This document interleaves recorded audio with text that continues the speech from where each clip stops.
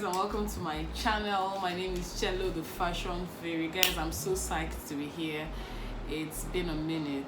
I've been away for so long, and I have a video totally dedicated to why I was away for so long. I tried to explain myself. I just want to take this moment to appreciate you guys. If you're a returning subscriber, yeah, I love you loads. It's because of you that I'm here. Thank you so much for your support. And if you're seeing this face for the first time, hello, my name is Cello. You can call me Cello, and this is going to be your best channel yet. Guess what? If you subscribe, you're going to get more videos, and in fact, now that I'm back, you're going to get more content. Now, one of the things that actually made me feel appreciated was the messages. Man, I got a lot of messages from you guys asking me why I've been away, if I was all right. It really touched my heart, and I just want to appreciate you guys. One of the things that also came to me while I was away was the fact that you guys actually wanted me to release a list. There's this video that I made sometime last year regarding starting your fashion business in Nigeria. I asked those who were interested in having a comprehensive list. I asked them to indicate so that I would release that. So a lot of people have come to say, you know what, we need this list. And guess what, guys? I am doing that right now. So I have my paper here. I've scribbled some things here, and it is in no particular order at all. I just scribbled as they came, so bear with me if it's a little bit here and there, but there's not, if you can get a pen and paper and write everything down, this is all you are going to need to start, at least start your fashion business. Okay, so I'm going to be looking down as I go along so that I can be able to give you the points that I've noted down. Okay, the first thing you'll be needing is a space. Of course, naturally, you need a space to keep your machines. You need a space to work, a workstation. Okay, this can be your home. This can also be a rented space. Personally, I started from my home, my dining room. It was spacious enough, thankfully, and I got my tailors. My tailors started from my dining.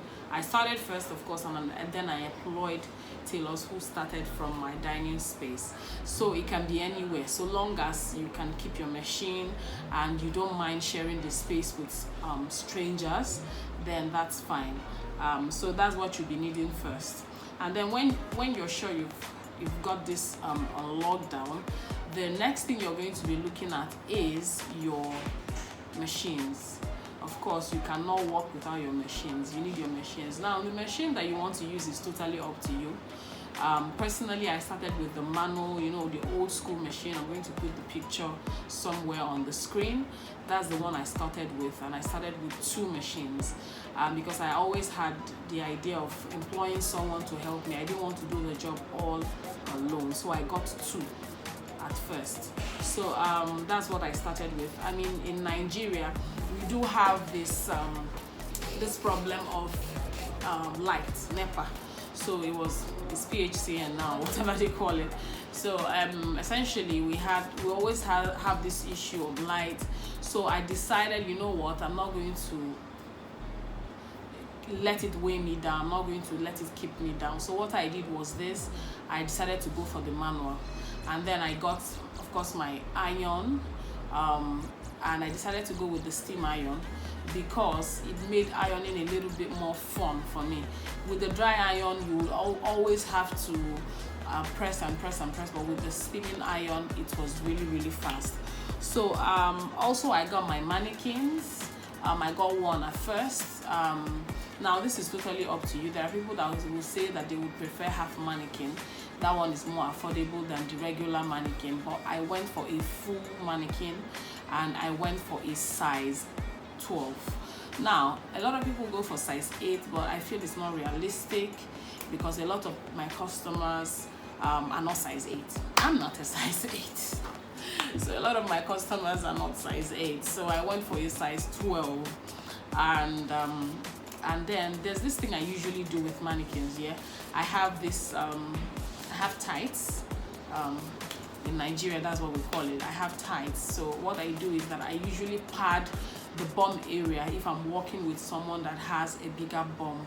So I would put in materials underneath there and use the tie to hold everything in place, and then I would wear the mannequin I will wear a bigger size on it, and it fits just perfectly.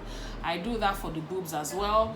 I also wear bra on the mannequin, and I pad the bust area so that it can give me the size that I want to fit the clothes that I have made.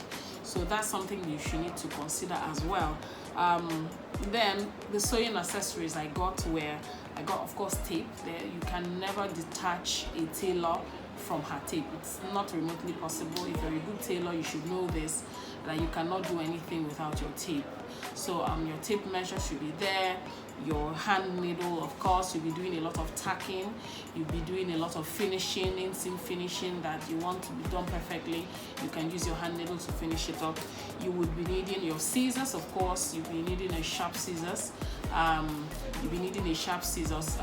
what you'll be needing for this. Then pins, of course, you can never do without pins.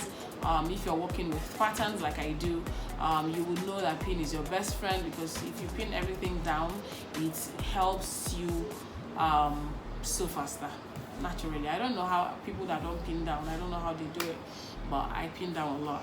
Okay, so paper tape. For us pattern makers, we use paper tape to hold down our patterns, close down our darts and all that. So you need a chalk, of course, because not all styles can be done with, not that they cannot be done with pattern drafting, but if you're doing boobo, I don't know what you're doing with a pattern paper. So if you're making something like that, you just need your chalk, and you are good to go. And then you also need your hemming gum, of course, if you're doing inseam finishing. Hemming gum goes a long way. I can do a whole video of what hemming gum is used for. It's very useful for a tailor to use hemming gum. Of course, thread. That one goes without saying.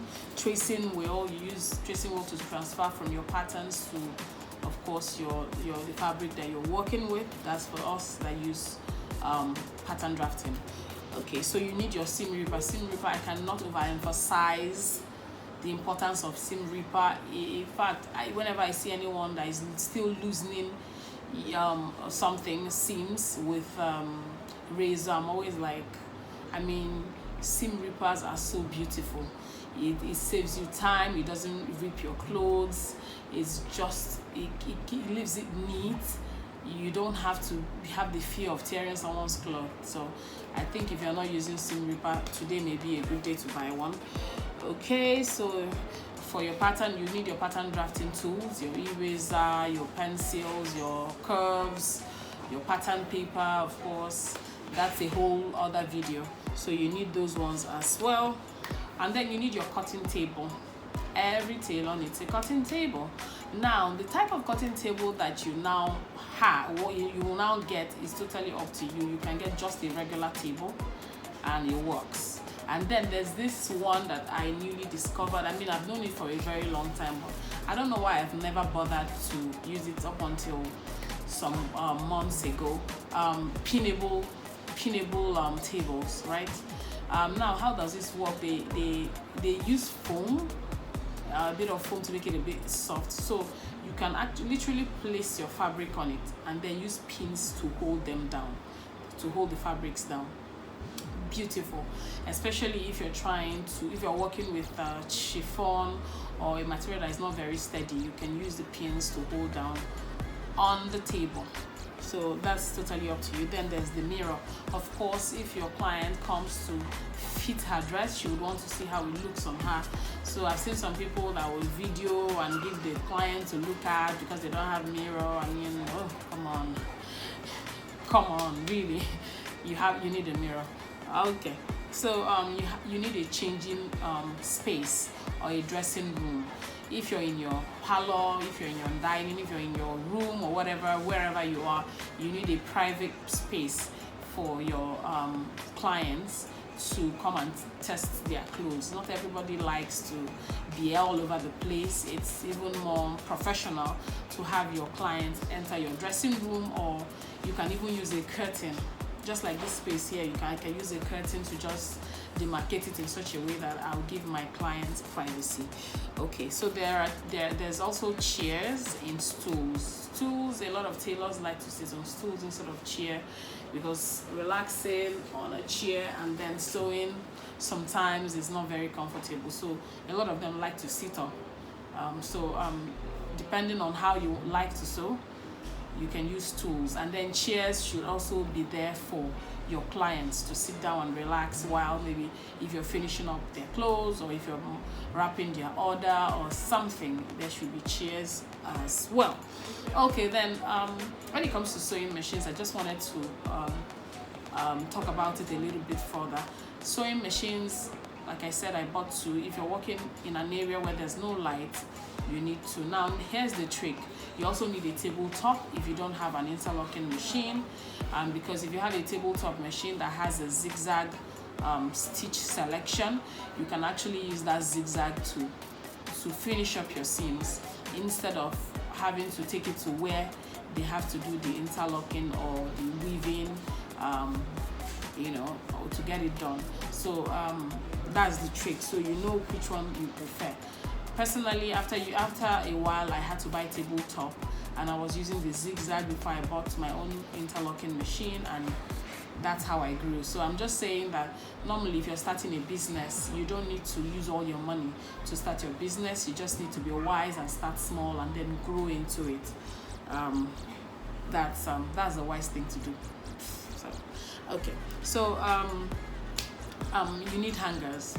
You need hangers, especially if your client is coming to pick up her order, her clothes. You need to hang her clothes. If it's not on a mannequin, you need to hang it, especially after pressing it, because sometimes you find that if you now try to keep it, it gets squeezed and all that. So you need hangers, especially if you're also into ready to wear. If you hang your clothes, if you don't have enough mannequins, you can hang some, so that your clients, when they come, they can see what you're selling, and it makes a lot of sense to hang your clothes. I mean, for me it does. Okay, so your packaging nylon. Now, everything about sewing business is packaging. The reason why fashion designer A charges more than fashion designer B is not necessarily about just their work. Yeah, because I found out a lot of times, even some people that we're looking down on, they make better clothes than the ones that even charge higher. I'm of the opinion that the reason why A charges better than B is because of A's packaging. A lot of people like to feel special. People like for their clothes to be well pressed, very, very well packaged, and they want to have this good feeling of, oh, I just got something new when they are opening their package, right? So some people go the extra length of buying packaging boxes. Some go as far as putting thank you notes, tags, packaging nylons, of course your branded nylons and all that. Very, very important. Why? Because it also advertises your product. A lot of times some people forget, okay, I can't remember who made this cloth for me, but if you have your label in there, it's impossible to forget you. And then your packaging nylon, even after the person has used it, even after she has used it, she can reuse it and maybe use it to go to the salon and someone sees it. It's also a form of advert for you. Okay, so you need signposts. You need people to know that you are there. Now, this signpost, you can use wisdom, because in Lagos State, this is where I am. I can only speak for Lagos, Nigeria. If you put a permanent signpost outside, then they are going to come knocking on your door. A lot of people are going to come knocking on your door to pay for that signpost. So what people do is that they use movable. Once it's movable, they are not going to disturb you. So what people do is that they use movable signposts, maybe a banner, to show people, okay, to tell people, okay, I'm here. Other people, they don't bother.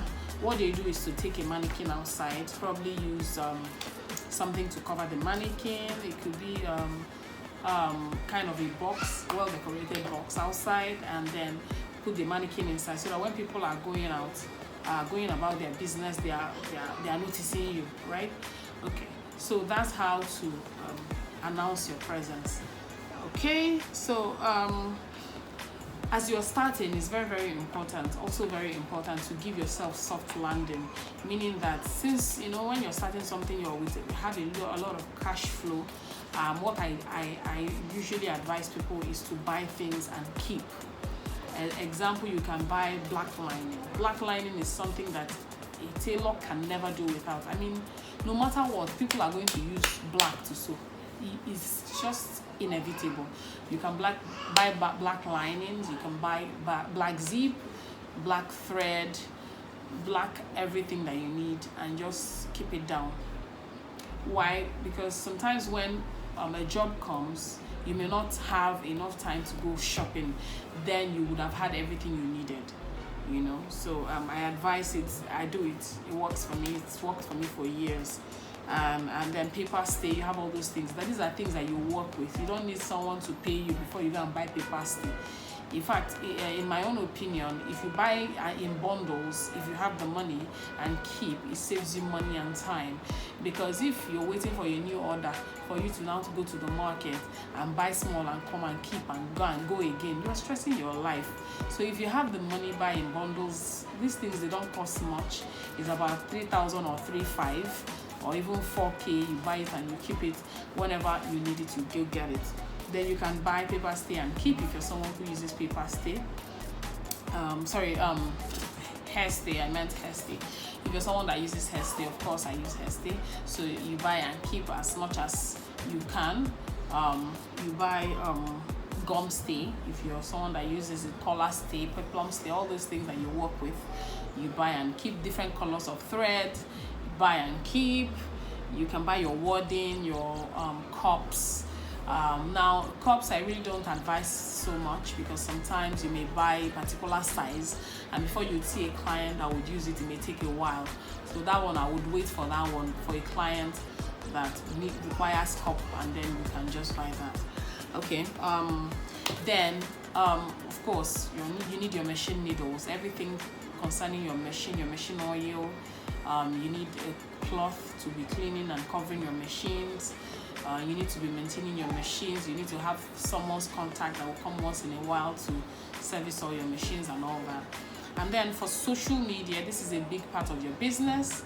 I know it's hard. Trust me, I know this because it's hard to combine it, but it helps.